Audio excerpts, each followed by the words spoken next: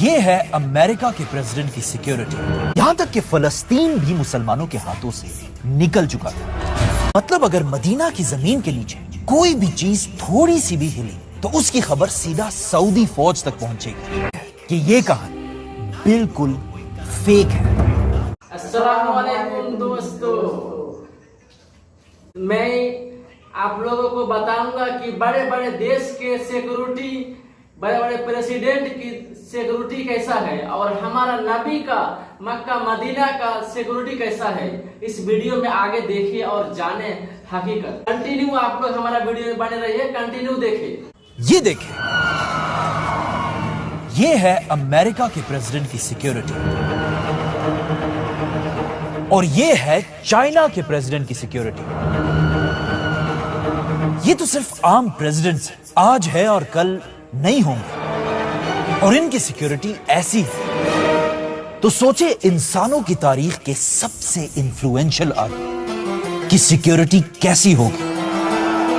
مدینہ میں رسول اللہ صلی اللہ علیہ وسلم کا روزہ، یہ جگہ دنیا کی سب سے ہائی سیکیورٹی زونز میں سے ایک ہے۔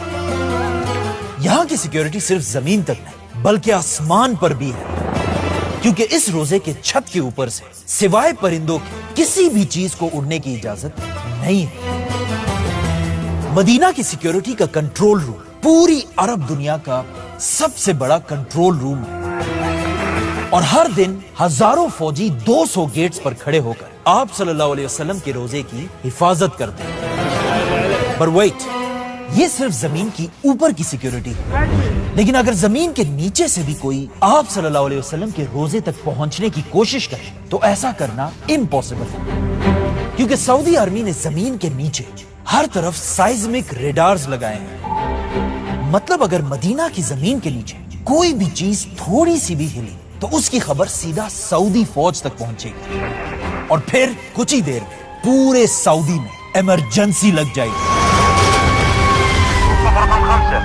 لیکن یہ سب تو صرف آج کی سیکیورٹی ہے، لیکن ایسا ہمیشہ سے نہیں تھا، بلکہ کہا جاتا ہے آج سے 1000 سال پہلے 2 لوگ ایسے تھے جنہوں نے آپ صلی اللہ علیہ وسلم کے روزے کے اندر گھسنے کی کوشش کی تھی، اور ایسا کرنے کے لیے انہوں نے ایک بہت ہی خطرناک پلان بنایا تھا۔ اور یہ ساری کہانی ایک پرانے زمانے کی کتاب میں لکھی ہوئی ہے، جو میرے پاس یہاں پر کئی پڑھی بھی ہوئی تھی۔ ایک منٹ، یہ ہے آج سے 500 سال پہلے الصمودی کی کتاب، اور اسی کتاب میں انہوں نے یہ پوری کہانی ڈیٹیل سے لکھی ہے۔ لیٹس سی اس کتاب میں کیا ہے۔ یہ کتاب لکھنے والا الصمودی کہتا ہے کہ میں نے سنا ہے کہ آج سے بہت سال پہلے جب مسلمانوں کی سب سے بڑی ایمپائر عباسی خلافت چھوٹے چھوٹے حصوں میں ٹوٹ چکی تھی، اور چھوٹے چھوٹے ٹکڑوں میں بٹنے کی وجہ سے ہر طرف مسلمان آپس میں ہی لڑ رہے تھے، یہاں تک کہ فلسطین بھی مسلمانوں کے ہاتھوں سے نکل چکا تھا۔ ایگزیکٹ اسی ٹائم جب پچھلے 500 سال پہلی بار مسلمان کمزور ہو چکے تھے، اسپین کے ایک چھوٹے سے گاؤں میں 2 کرسچنز نے ایک بہت ہی خطرناک پلان بنایا، ایک ایسا پلان جس کا اب تک مسلمانوں کے کسی دشمن نے بھی نہیں سوچا تھا۔ مدینہ میں آپ صلی اللہ علیہ وسلم کے روزے کے اندر گھس کے آپ صلی اللہ علیہ وسلم کے جسم مبارک کو اپنے ساتھ لے جائیں، لیکن ایسا کرنا کوئی آسان کام نہیں تھا، اسی لیے سب سے پہلے ان دونوں نے اپنا بھیس بالکل بدل دیا، مسلمانوں کی طرح داڑھی رکھی اور مسلمانوں کی طرح کپڑے پہن کر یہ دونوں مدینہ کی طرف روانہ ہوئے۔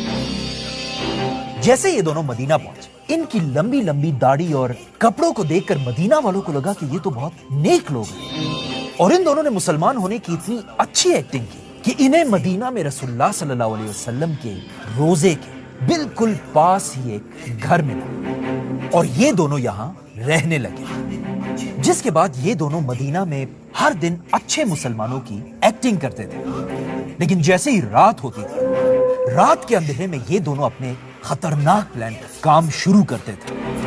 فار ایگزامپل، یہ رسول اللہ صلی اللہ علیہ وسلم کا روزہ ہے، اور اس روزے سے صرف اتنا دور ان 2 آدمیوں کا گھر تھا۔ ان دونوں نے اپنے گھر کے اندر سے زمین کو کھودنا شروع کیا تاکہ یہ اپنے گھر سے ایک ٹنل بنا کر رسول اللہ صلی اللہ علیہ وسلم کے روزے تک پہنچ سکے۔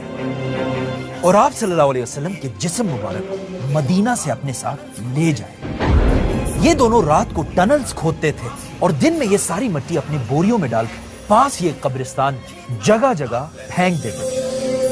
یہ اتنا خطرناک پلان تھا کہ مدینہ کے کسی مسلمان کو بھی ان دونوں پر شک نہیں ہوا، بلکہ انہیں لگتا تھا کہ یہ دونوں ساری رات عبادت کرتے ہیں۔ آہستہ آہستہ دن گزرتے گئے اور ان دونوں کا ٹنل آپ صلی اللہ علیہ وسلم کے روزے کے قریب پہنچنے لگا، اور ایون انہیں بھی ایسا لگنے لگا تھا کہ اب ان کا یہ پلان کوئی نہیں روک سکتا۔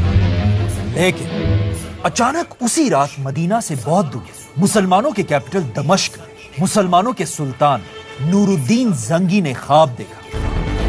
اس کتاب میں لکھا ہے کہ نور الدین کے خواب میں خود رسول اللہ صلی اللہ علیہ وسلم اس کے پاس ہے، اور آپ صلی اللہ علیہ وسلم نے نور الدین زنگی کو ان دونوں کے خطرناک پلان کے بارے میں بتایا، اور اس میں لکھا ہے کہ آپ صلی اللہ علیہ وسلم نے نور الدین سے کہا، اے نور الدین مجھے ان دو غنڈوں سے بچاؤ۔ نور الدین یہ دیکھ کر بہت حیران ہوا اور اچانک نیند سے اٹھ گیا، لیکن اسے لگا یہ بس ایک خواب ہے اور وہ اسے بس اگنور کر کے سو گیا۔ لیکن سوتے ہی اسی رات نور الدین نے یہی خواب دوبارہ دیکھا، بلکہ آپ صلی اللہ علیہ وسلم نے نور الدین کو ان دو آدمیوں کے چہرے بھی دکھائے۔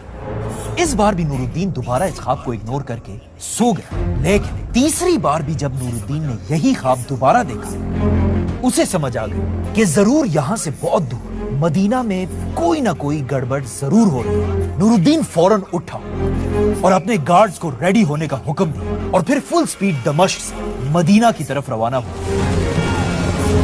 جیسے ہی نور الدین مدینہ پہنچا، وہاں سب بادشاہ نور الدین کو دیکھنے کے لیے جمع ہوئے، اور نور الدین نے اعلان کیا کہ میری طرف سے پورے مدینہ کے کھانے کی ایک بہت بڑی دعوت ہے، آج رات کھانے کا انتظام کیا جائے۔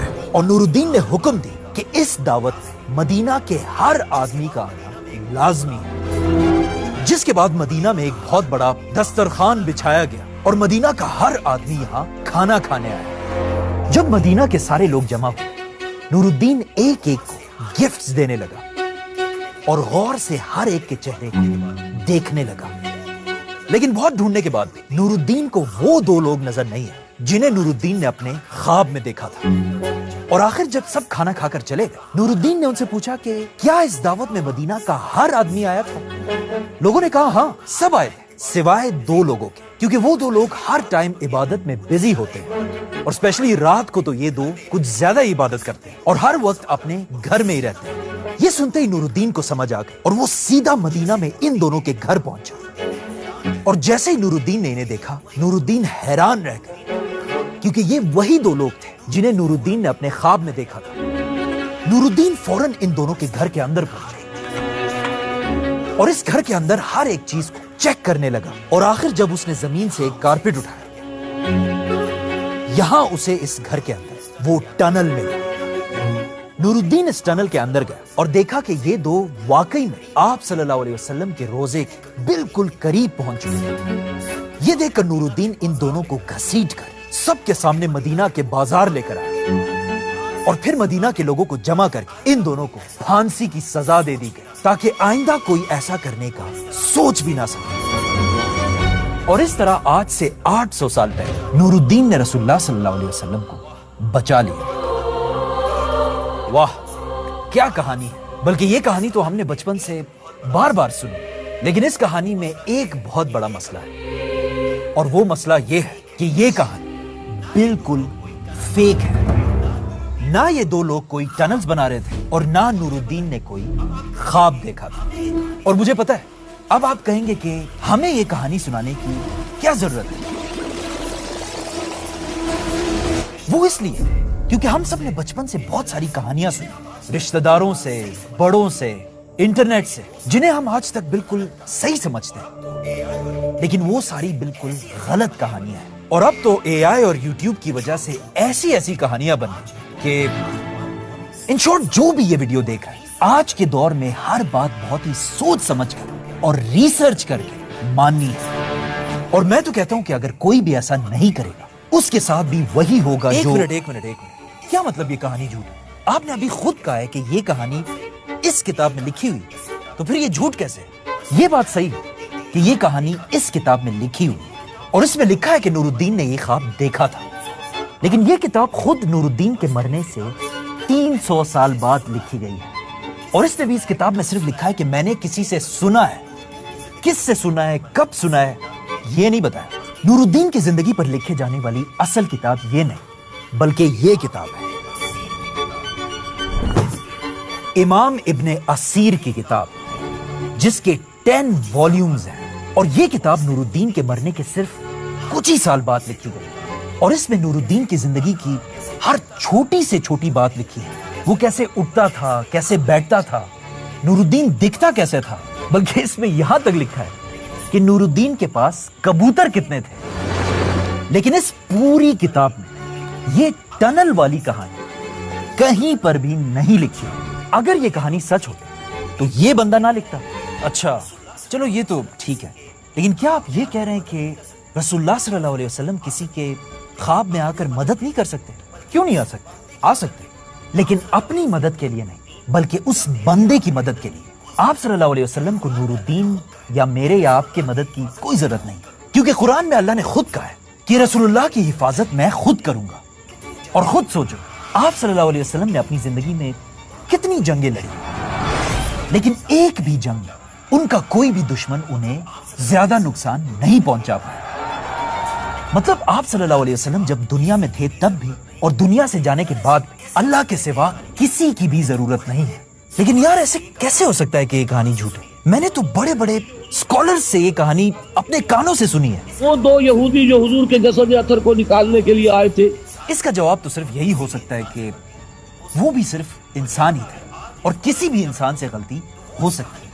اور کیا پتا اگر آج یہ اسکالرز دنیا میں ہوتے تو وہ اس کہانی کے خلاف ان پروفز کو دیکھ کر اس کہانی کو بھی باقی کہانیوں کی طرح چھوڑ دیں۔ دوستوں، اور سب کو سچائی کا پتہ چلے کہ آخر سچائی کیا ہے۔ تو میرا آپ لوگوں سے ریکویسٹ ہے کہ یہ سب ویڈیو کو زیادہ سے زیادہ شیئر کرو، کیونکہ سب گمراہ ہو سکتے ہیں، کیونکہ اس کو سچائی کو پتہ نہیں ہے۔ اس لیے میرا ریکویسٹ ہے کہ ویڈیو کو زیادہ سے زیادہ شیئر کرو، تاکہ سب کو آخر کیا سچائی ہے وہ پتہ چلے۔